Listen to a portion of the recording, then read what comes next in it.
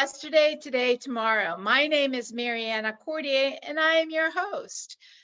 After the Atlanta incident targeting Asian Americans, awareness of hate crimes is back in the news. Hate crimes and racism has been an ongoing problem. To help understand and discuss its impact on our community, I am being joined by two incredible guests. My first is Aryani. She is a civil rights attorney and an activist, and I am joined by Saman Qadeer. She's an attorney and contributor to the show. Ladies, welcome to Yesterday, Today, Tomorrow. Thanks for having us. So let me ask you, Aryani, Montgomery County recently had a press conference regarding, hate crimes and the incident that occurred in Atlanta. Can you tell us more about it? Yes, thanks for asking. So our county leadership, that's the county executive and also the county council members, reached out to the Asian American community in a wonderful gesture and invited us to a unity event held on Friday morning, and also invited other community leaders. So the MoCoPAN, which is the organization I lead, the Montgomery County Progressive Asian American Network, was among those speakers. And what I took the opportunity to do when I had the platform was describe the national trends of Asian American hate crimes and incidents and just general targeting overall since the COVID-19 outbreak, but also some anecdotes, what happened in the county. And then we left the county with a set of proposals separately, which I can get into later on. Sure. And, hate crime targeting Asians is not new. But because of what happened in Atlanta, it's kind of brought it more to the forefront. And the pandemic has, I think, made it has made it more. It's made it worse. Can you explain why and what's going on? Yeah, so as you said, hate crimes has been ongoing against all groups, all underrepresented groups, Jewish Americans, Black Americans. The difference here in the last year, since last March, are two developments. And one is when COVID broke out, there was a conflation by the public of Asians and Asian Americans. So it was already difficult for many members of the public to discern between the two. And that the fear of that just ramped up. And in a familiar pattern where diseases have been racialized, Asian Americans were seen as the foreign invaders that brought in this disease from overseas, when in fact they had been here, some born here, some here for 6 generations. The second thing is that there's been politically inflammatory statements made by elected officials, especially during the times of deteriorating US-China relations, and to divert attention to the inability of the White House at that time to manage the pandemic. Blame was placed more on the source of the virus, which was from China, and they did lie and cover up, and that is all an issue. But the issue is the politicization of it. And so the collateral damage effect were Asian Americans who were in the streets, in restaurants, and businesses, denied service, assaulted, shunned, you name it. Yeah, and it's the ugliest part of the people that do this in the United States. We like to think that this doesn't happen here, but we've seen it. We've seen the videos, and not just as to Asians as well. I mean, Saman, you're in the community that is from Pakistan, India, that area of the world that's also considered a part of Asia, and then you're Muslim to add to the factors. How do you see this playing out? I think when it comes to the issue of hate crimes, Muslim Americans, Indian Americans, and Pakistani Americans, individuals from the South, subcontinent, as well as Arab world, we've been dealing a lot with post 9/11 And it's a similar thing, the politicization of what one small group of people did, even though that was an actual act, and how it reverberated throughout the world as though all people are like that, or the fact that the targeting of Sikh Americans, because the men wear a turban when really in Islam it's the women that wear a hijab, right? And the idea of actually stepping forward, getting engaged, and also reporting these crimes. It was a really big learning curve post 9/11 for the Muslim American community to be, hey, we need to get politically involved because the repercussions and the politicization and the narrative sharing about us is just so erroneous, It's to fill someone else's agenda. They say that let's play the blame game. That's just not how it works. Even here, if you think about, Montgomery County alone, yes, we're a minority, but we are actually a majority minority county. Asian Americans, I think, Aryani, you could perhaps correct me, but based on the 2010 census alone, Asian Americans made up 15% of this community. 15%, a huge number for a population of 1.1 million. I don't know what the new census numbers are showing.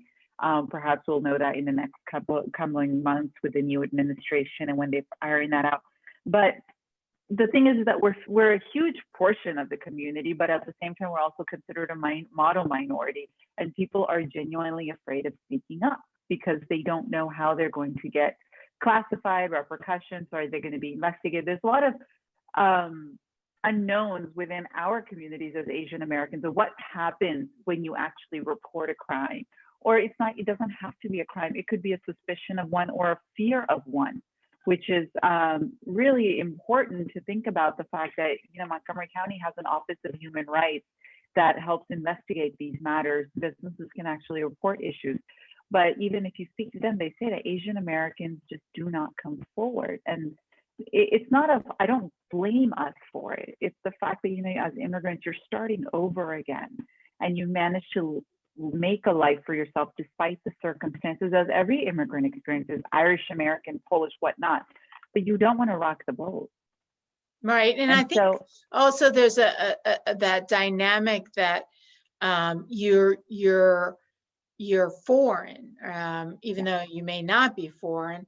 And so, we understand as foreigners, in this country, what it feels like to not feel completely secure. But I think the rest of the community has no idea that there are folks in the community that feel targeted. What do you think?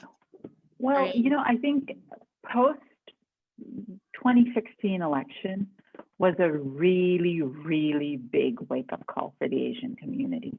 We, for the most part, if you're second generation, you went to college here, you had a great job, you really thought America was an extremely progressive place. And there was a lot of tolerance. We had gotten past the civil rights movement. We didn't understand the narrative and the storytelling of the African American community, as they say. We hear it, but we didn't understand it. And when Trump happened, it was a wake-up call. Muslim Americans have had it because we've actually been through it post 9/11. But genuinely, the fact of the racism and the hatred that does actually exist after the civil rights movement, we thought it went away. It did not go away. And communities actually saw it because it was not something, before it was something that was not said. Now it was blatantly being said on the airwaves. Right. And they started feeling it. And I think that was a huge wake-up call. Like, this is a very new wake-up call for a lot of Asian Americans. Even for first generation is what I'm saying, despite, the immigrant experience is one, and they will always say that, just don't rock the boat. Let's just keep going. Let's just keep everything safe. And even if they're uncertain, they like to float under the radar. And I think that's why we have a reputation of perhaps being timid as well. We're afraid of confrontation. Aryani, what do you think? I also see that reticence with coming out to report. The highest number of anti-Asian incidents were in New York City, and it's a very high bar to meet all the elements to prove that there's a hate crime. And usually it's the advocates that are banging on the doors of law enforcement to prove it. In this case, after COVID-19, the New York PD task force was trying to get people to actually press charges because there was something like nearly 20 of them. And without the consent of the targets, they couldn't move forward. So the reason why the reporting is really important is that it gives everyone an idea of what is happening, what the hotspots are. And then that allows for funding, for intervention, for education, for additional patrolling. Now there is concern about relying over heavily on law enforcement, but for at least for the community groups who want to provide mutual aid, I mean, that data is still critically important to know what's happening. And what were the proposals that were made to Montgomery County to address these issues? So they surrounded 3 pillars, and one was to improve public understanding of Asian Americans. And broken down, that means collecting data on Asian Americans, taking them out of the other category, and then showing also the data by ethnic group. Also doing more trainings across the county, on the history and diversity. People don't know that the Asian American community comprises 50 ethnic groups, 100 languages. Also, public school curriculum to include Asian American ethnic studies. The second pillar is an investment in community outreach. I know that, for example, I was speaking before the Maryland Legal Society, Aid Society, and they were saying that their clients, very, very few to know Asian Americans are coming through the door. So that speaks to, a room for improvement to sort of connect the social service providers, government, community members together so that information is made more available. And the third pillar is funding.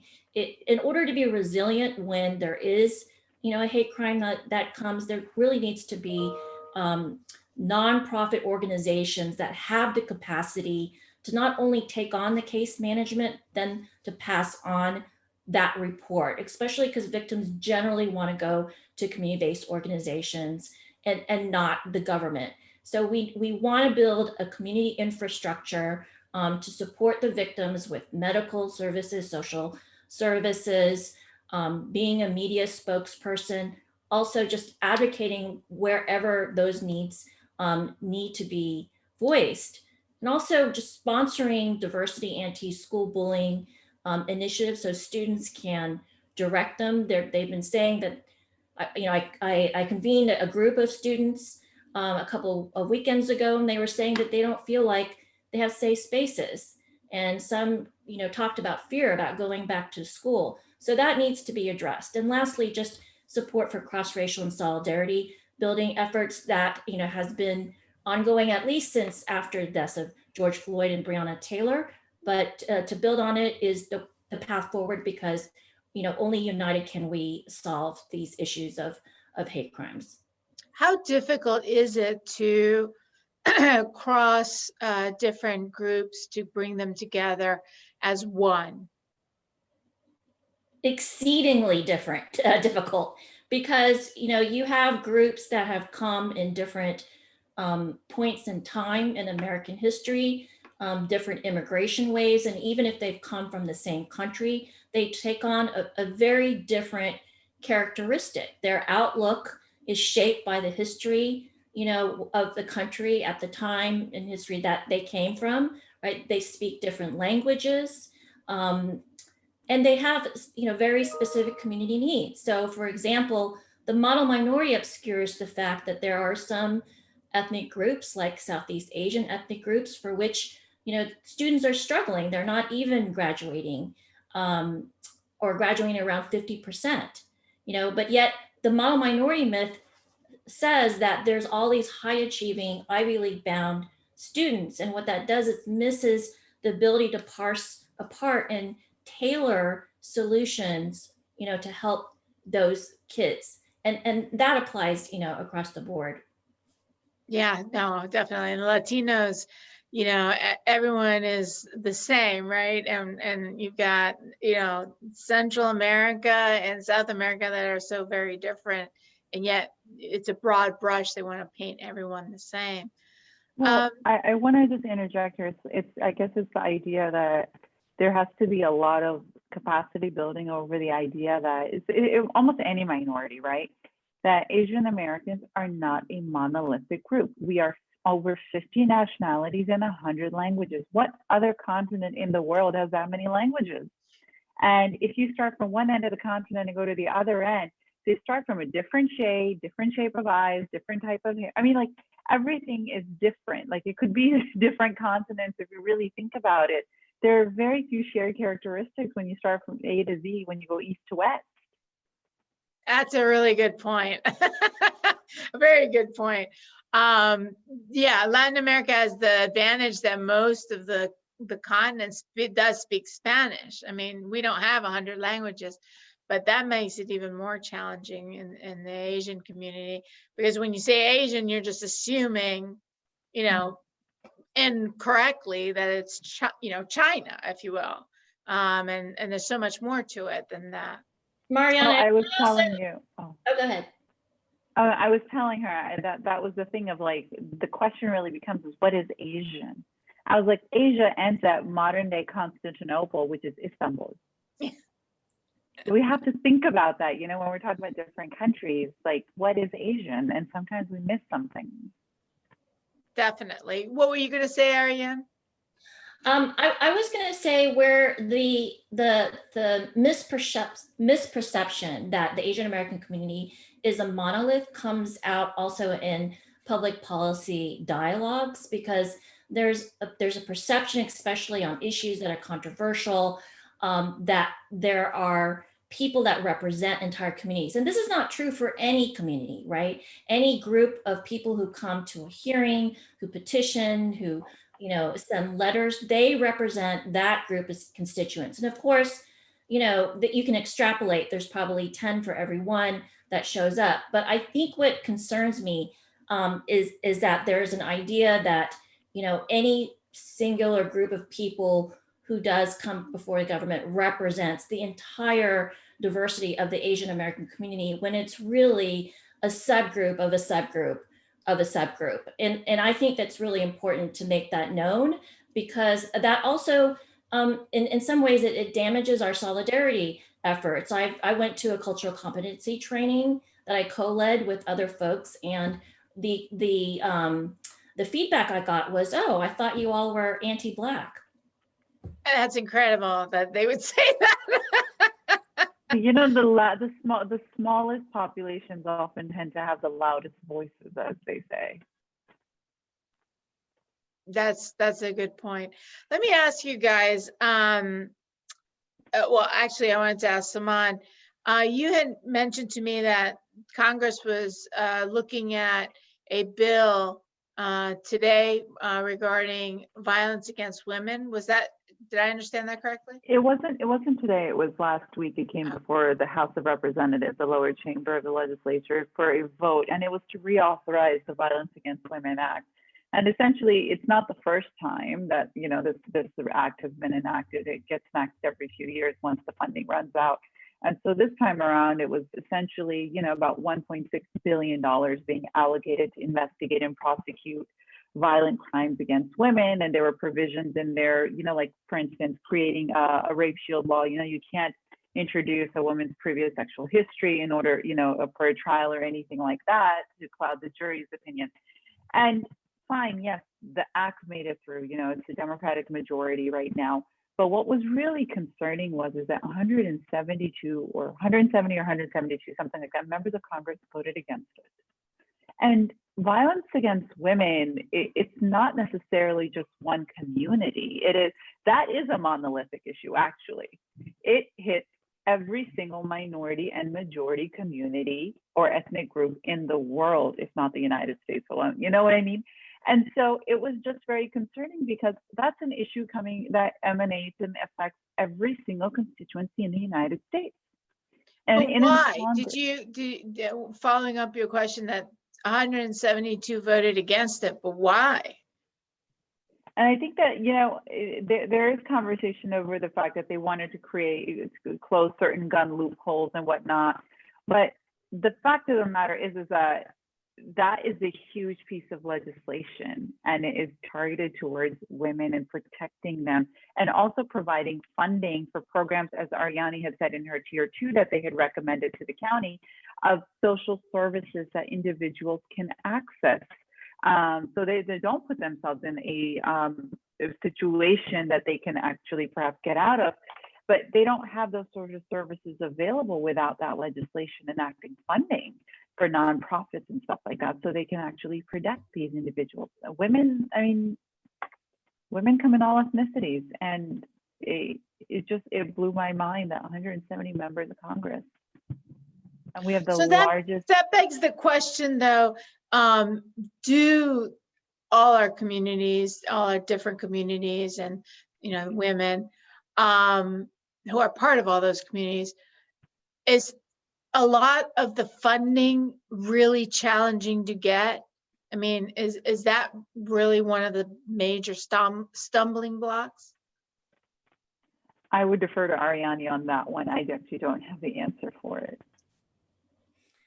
Yeah, funding is also always a stumbling block. I think, there's been a lot of dialogue about how do we stop hate crimes, and everybody's clamoring for stricter hate crime laws. But in fact, in my personal opinion, I think what we need is more funding, more grants from the federal government to state and local governments in order to provide for, again, a data collection, standardization, evaluation of that data, training of law enforcement officers to identify biases. I mean, most of the training is directed at firearms and weapons handling than it is like mental health, social services, much less hate crimes, right? We're dealing with communities. What about cultural competent, training to deal with the diverse populations? And then on the side of the community, again, it's about supporting the nonprofits to have that capacity, because they can't just monitor it and then take that data and report it up. That attaches a responsibility to them, right, to provide services to the victim also. And it's, as you know, case management is laborious, and small nonprofits, which Asian American groups usually are simply not equipped. So they need funding just to get off the ground and be able to have that capacity. And so with the idea of having a more holistic approach to getting education out there and information out there and offering services to the community, with a comment that Saman made about having 100 different languages, how do you address the language issue to be able to deliver these services? Well, I can point to an example. There's a friend of mine who now she runs Impact Silver Spring, Jen Park. And about 20 years ago, she noticed a vacuum in legal aid services to Asian Americans. And because there weren't bilingual staff or materials that were made available. So, she and others founded what is now the Asian Pacific American Legal Resource Center. And it's based in DC, but they have office hours here in Montgomery County, and I think maybe even in Virginia. And so they have a hotline that's staffed with people who can speak, different languages. And then they also have those are volunteers or staff, and they also have staff who are attorneys who speak those languages. And I know that the county tends to go to Pan Asian American organizations, and they have their role, but also there are the smaller, again, community organizations that really have the trust built between them and the communities, like Cambodians, like Hmong, or Indonesians or Laotians. And they get sort of obscured because of the larger populations like the Chinese and the Koreans and the Vietnamese. But we really need to uplift all those communities together. Saman, in your experience with activism and such, what do you think would be helpful for the Muslim community and the Pakistani Indian not to paint you all with a broad stroke, to get the services delivered to the community? I think that it's a really tricky thing because, you know, when we do, it's really about the issue that, you know, Asian American, there's a big vacuum there. There are those that actually do need a lot of services, and then there are those that don't. And it really is determined by the circumstances you came to. You somewhere came on an H-1B visa, and some were literally fleeing, I mean, just with the clothes they had on their backs. And that is what you see a lot in Southeast Asia, especially a lot of refugees coming into the United States. And the idea that, you know, one, it's this respect that there has to be a larger understanding of the struggles and the challenges that Asian Americans have faced throughout history. We are a part of American history, have faced while trying to settle into the United States. It's not just about, you know, somebody just, you know, people doing extremely well and everyone having a PhD. It's just, that's just not what it is. And Aryani, what do you, and we've got about 2 minutes left. So I'm going to give you, no, a minute left. I'm sorry. I'm going to give you the last word. What is it that you want the audience to know? On the Atlanta shootings, there's conversations about whether they're a hate crime based on race. And I just wanted to also note that these are women. So gender-based violence definitely is a factor. In addition, they are among the most vulnerable classes. They're immigrants. They're also in service industry jobs. And so they become these targets of opportunity, right? So I think the law is very, very clinical. It doesn't necessarily recognize that sort of critical race theory, but everybody else knows it. And so I would say that those who just feel depressed because it's not acknowledged as a hate crime, we all know what it is, and what we can do is together to address the root conditions, which is poverty, widening wage gaps, lack of mental health services. And I think that's where we should focus in order to ensure that these tragic crimes don't happen again. Well, that's an awesome way to put it. Thank you so much. Thank you, both of you, for being on the show. We've run out of time. You can catch us on Facebook and on YouTube. And until next time, thanks, everybody.